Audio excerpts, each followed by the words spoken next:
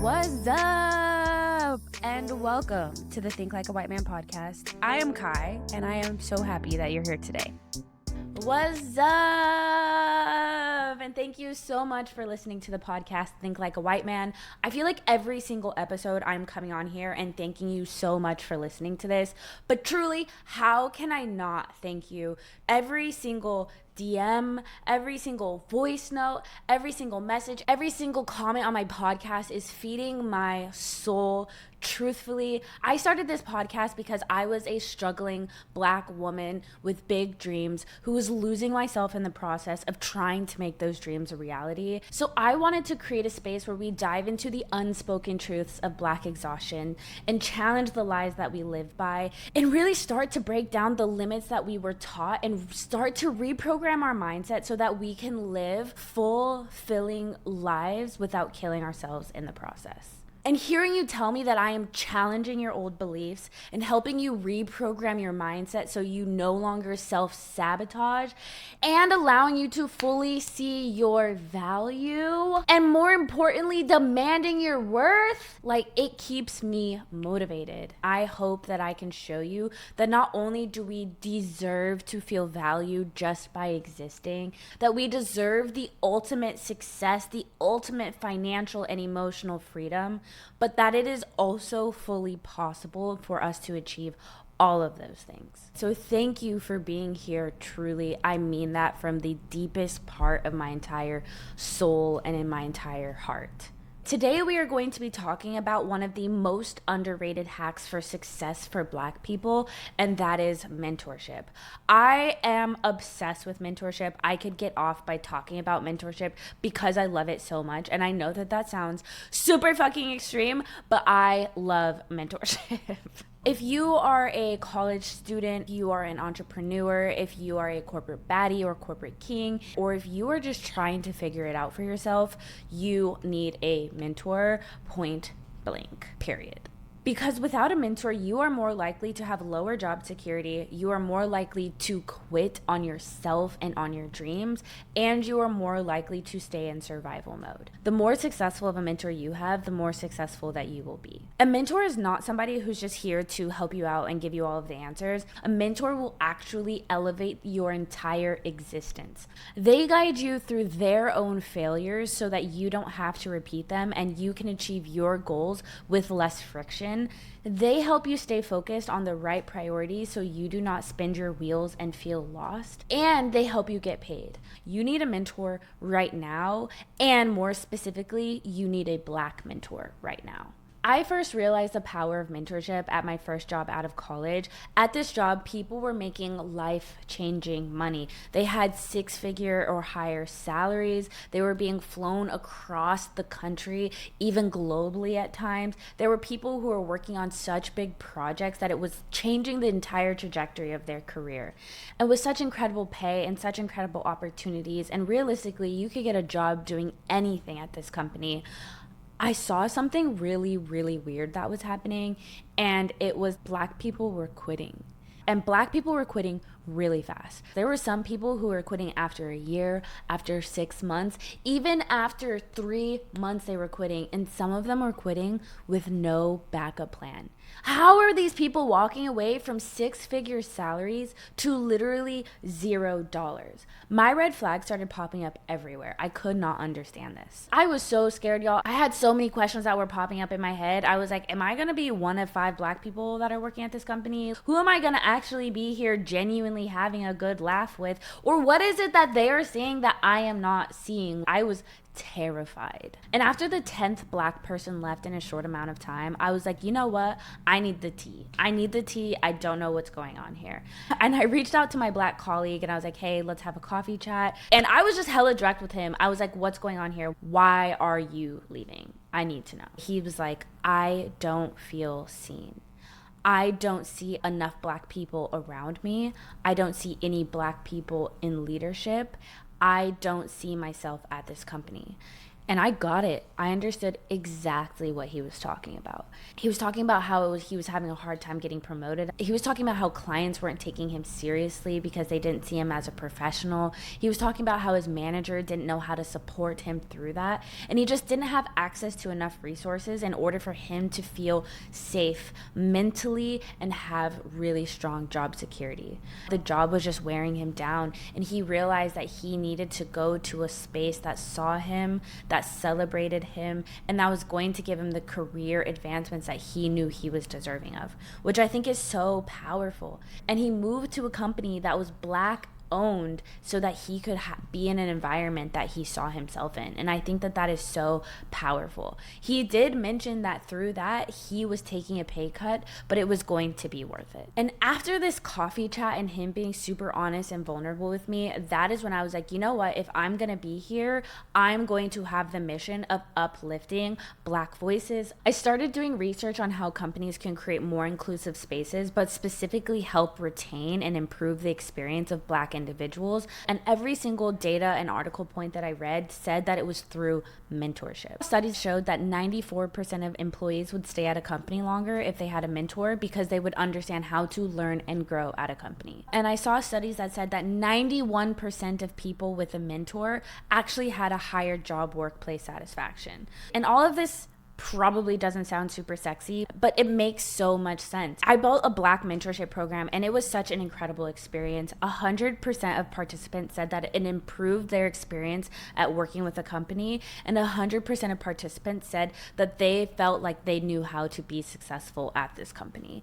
And retention rates had increased. So this was a huge win for me and really just showed me the importance of mentorship for not other people, but obviously myself as well. During the Black Lives Matter movement back then, the companies were investing in Black mentorship. They were investing in their Black talent. They were making sure that their Black people were getting promoted and getting into VP levels. And these companies really seemed like they were caring to amplify the success of Black people. But in 2025, these programs are getting cut, which means less Black representation, which means less career support, which means less opportunity for Black people. And when there's no Black representation in the workplace, you start questioning, do you even belong there at all? You start to struggle to see yourself in leadership, and your career starts to stall. And when that happens, Black people start to quit or get pushed out, and we're back in the exact same cycle of underpaid, undervalued, and overworked. So if these companies aren't going to invest in us, we need to start investing in ourselves, and that starts with mentorship. So let's talk about the power of mentorship, okay? I read a study that was led by Wharton, which is an Ivy League business school, that said that mentors were 6 times more likely to get promoted, and mentees were 5 times more likely to get promoted when they had a mentor compared to those that do not. So you're telling me that right now that we could literally be making more money for every single second that we work just by having a mentor? And then in another survey that I referenced earlier, 91% of people who had mentors said that they have a higher job satisfaction. So you're telling me I could be happier and paid? It makes sense, right? If you have somebody who's gone through it, who knows the ins and outs of the politics of this company, about who to avoid and who to talk to, how to ask for something, you get to work more effectively, you get to have less bad conversations, and you get to have more success. I'd be happier too. I'd be happier with all of these things. And also taking the time to see someone who looks like you be successful at this company is inspiring, because you can't be what you can't see. And if you can see somebody who's absolutely killed it and had so much success, then that means that you believe that you can do the same thing too. So we've talked about my boyfriend, right? He is tall, he is handsome, and most importantly, for the purpose of the story, he is a CEO and co-founder of multiple companies at this point. He is killing it. We are proud of him, and he has a very powerful story of how he decided that he was going to start companies and essentially be an entrepreneur. He was in his young 20s. He was young, dumb, and broke.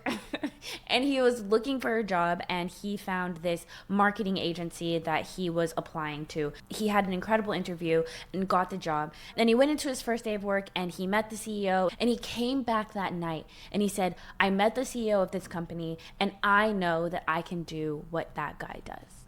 Mind you, like I said, he was young. He had just graduated college. His degree was in philosophy. Excuse me, what made him think that he could be the CEO of a 7-figure company?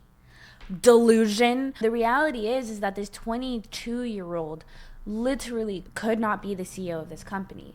But because he saw somebody who looked like him, who started a marketing agency, became the CEO of the marketing agency, successfully scaled and sold that marketing agency, Garrett was able to very quickly say, I can do that myself. And you know what? 7 years later, Garrett is doing the exact same thing that his CEO was doing. He started a marketing agency. He's the CEO of a marketing agency, and he's scaling this agency so that he can sell it and live a lifestyle that's similar, if not identical, to what his old CEO looked like.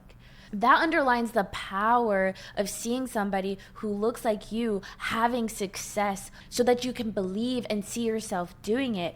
I spent over 2 decades thinking that I had to figure it all out on my own and paving my own way. And just hearing the analogy of paving my own way sounds exhausting. Imagine building a road and having no idea where to start. We know we need to start with pavement. Where the fuck do we even get pavement? And then we're gonna need to mix it. I'm gonna have to buy all of these tools just to mix it. After doing hours of research, we finally have the pavement, we have the tools, we figured out a specific route that we want to lay the pavement down on. Perfect. All right, we're there. But then we get to the road where we want to lay our pavement down, and there are hella rocks. If we were to just lay this pavement on it, we have bumps and holes, and it's just gonna be a horrible road. We have to clear rocks, then we have to dig to make it level. We're now at the point where we have a flat piece of land and we can lay down our pavement. So we pour the pavement down and it's a fucking blob. And now we need another tool to spread it thin and lay it out. And after hours of research and physical hard labor, which I don't believe in doing, we have 3 feet of pavement laid down. Imagine the other side of this. We can go to Google and find somebody that knows how to pave roads. And if you're in New York City like me, we know that there's more paved roads than there is grass here. So we're surrounded by people who know how to do this and save time, energy, money, heartache, frustration, and literally just focus on getting from point A to point B with a little bit of investment. That is exactly what mentorship is. Learning from somebody who has already learned how to pave the road. I love that analogy. I hope that sticks with you. I hope you choose to not pave the road your own. But let's get into it. Let's get into it and talk about how to be a good mentee and how to find a good mentor, because we are not going to be doing it alone. Before we get into talking about how to find a good mentor, I think it's more important to figure out how to be a good mentee, because if you're not a good mentee, then you are not going to find, develop, and keep a high quality mentor. My first mentor and mentees relationships, I completely blew it. I didn't know the value of a mentor. I didn't even know how to use their time wisely or my time wisely. After being the world's worst mentee for 5 years, I'm going to be sharing the top 3 things that I learned that you need to be applying to be a really good mentee. The first one is you need to respect your mentor's time like it's money. If you had to pay for your mentor, you would treat it differently, right? So let's break this down. An hour of your mentor's time is an hour of time that your mentor could be working on their own business and investing in themselves. And if you have a mentor that makes $200,000 a year, that means that their hourly rate is $96 an hour.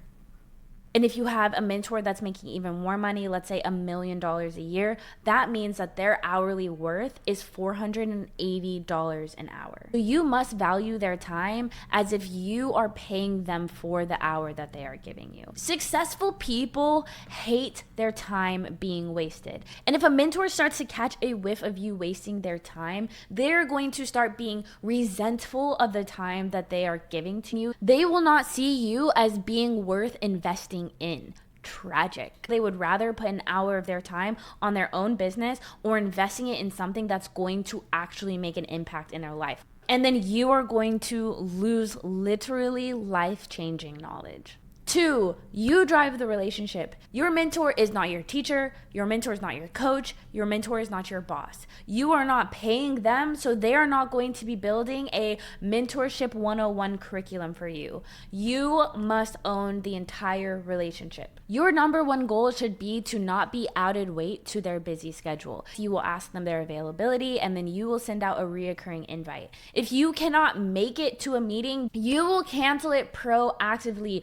Do not waste their time. And then when you are on those meetings, you are going to lead every single thing that is discussed. Which leads me to my third point, which is you will prepare and you will build an agenda for every single meeting that you have with your mentor. A good mentor session is not small talk with like questions that pop up here or there.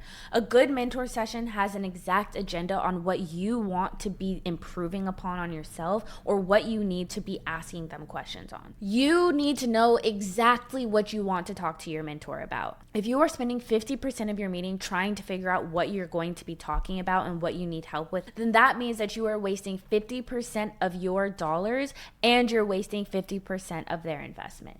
Do not waste time. I used to go into mentorship meetings just thinking that I could bullshit my way into finding value, and it came at a cost. I would feel super anxious and have so much anxiety going into these meetings, and that's because I was afraid of looking stupid in front of somebody that I saw as super successful. So then I couldn't be as honest and transparent as I wanted within those meetings, and therefore I wasn't growing to the capacity that I wanted to. And then I also realized that I wasn't even getting the best information possible for myself. So then at the end of a 30-minute mentorship call, I maybe got 2 minutes worth of value, and I was not growing at the rate that I could be. So the lack of preparedness actually stunted my ability to grow. Again, this makes sense. Think about a doctor's appointment. Like, we don't go into the appointment just saying, I just feel off today. We go in with exactly, here are my symptoms, here are my issues. With ChatGPT and with Google, we even say, I think I have this exact issue. Help me with this.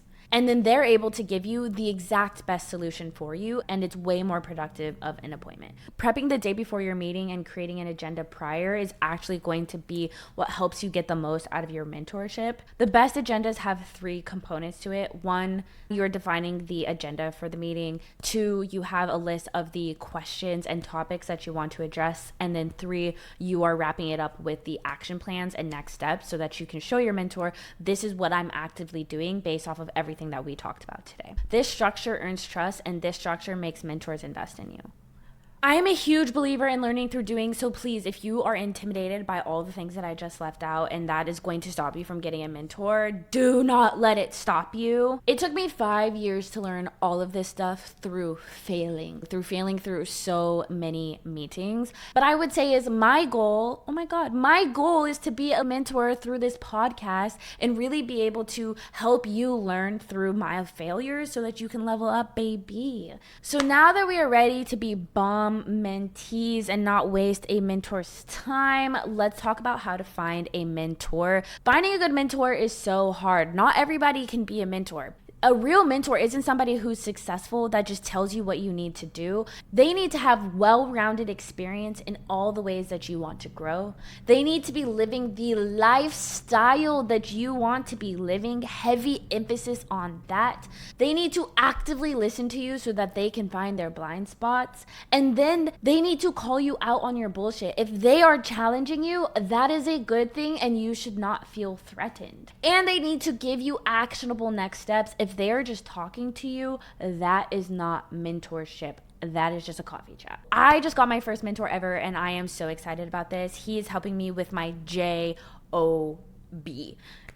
And he is helping me with things that I really need to strengthen internally. He's done really incredible work at this company, and I just look up to him so much. So I reached out to him, I asked him to be my mentor, and he is going to help me grow, and I am so excited about that.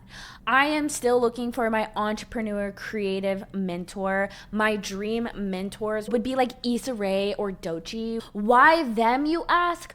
First off, I really want to be pushed into believing and trusting the process. I want to be able to learn how to create freely and trust that my raw art and talent is enough and I can stop second guessing myself. I want that so badly. And I feel like they both embody that. They are the success and fame that I aspire to have. And they have the lifestyle that I want to achieve. They are multifaceted. They're passionate about their craft. They're giving back to their communities, amplifying Black voices.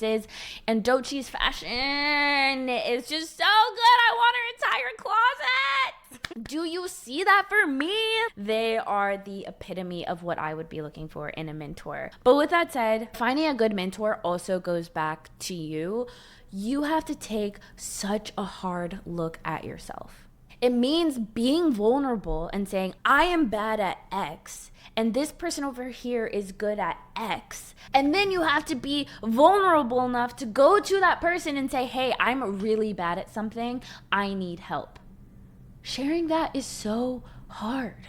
Getting a good mentor and being a good mentee means being so committed to your own growth and your own success that you remove your ego and you wear on your sleeve whatever you're bad at, because we know that doing that is going to lead to more success. Okay, I did lie. I just remembered this. I actually have had another mentor before. In my old job as president of marketing, I actually did have a mentor. But I was struggling with developing a marketing strategy for this company. And it got to the point that I was so desperate for help. So I turned to LinkedIn to find marketing professionals, and I DM'd 25 people asking for them to be my mentor, asking to be able to pick their brain and pay for their lunches so that I could get better. And out of that, only one mentor responded to me, and I talked this guy through all of my struggles and challenges that I was feeling, a complete strangers, and essentially was like, I need help. And he took me under his wing and he helped me build an actual marketing strategy that would lead to this company having more success. And that was awesome. But through our mentorship, he actually started challenging me on, Kai, is this what you want to be doing for your life? Is getting really good at this important and aligned for what you want for yourself? And he helped me realize that this wasn't my dream job and that I needed to care less about this job and focus on building skill sets that are going to be aligned with what I want for myself at the end of the day. That was the hard bullshit that I didn't even know that I needed to confront. All I was looking for was help with marketing, but this mentor was being an incredible active listener and was able to give me the advice that I actually needed while helping me with my short-term goal. That was the tea and the information that a mentor up-leveled my entire life in ways that I didn't even expect. That aligned me closer to my goals and put me on a better path that's literally leading me to right here in this moment now. Mentors are incredible. All right, y'all, it is up to us now more than ever to create our own success and build a strong support group around us. And getting a Black mentor is crucial to that success. Getting a good mentor will literally elevate your entire life in ways that you didn't even know was possible. A good mentor should make you feel like you are breaking your brain at least 2 to 3 times faster than if you were doing everything all on your own. But it is hard AF because it requires us to look at ourselves and be radically vulnerable and admit that you are not great. Yikes, that hurts. But would you rather be hyper independent, broke, tired, and trapped? Or would you rather be embarrassed for a hot second and then fulfilling your full potential? Yeah, answer that one for me. Thank you for listening to the Think Like a White Man podcast. You can catch a new episode every Tuesday. And if you don't want to miss any of the action, please follow. I want to be able to hear from you, so please leave a review, leave a star rating. I want to know your thoughts. And if you want behind the scenes on seeing a Black corporate woman baddie struggling and trying to find balance, please follow me on It's Kai Denise on Instagram and TikTok.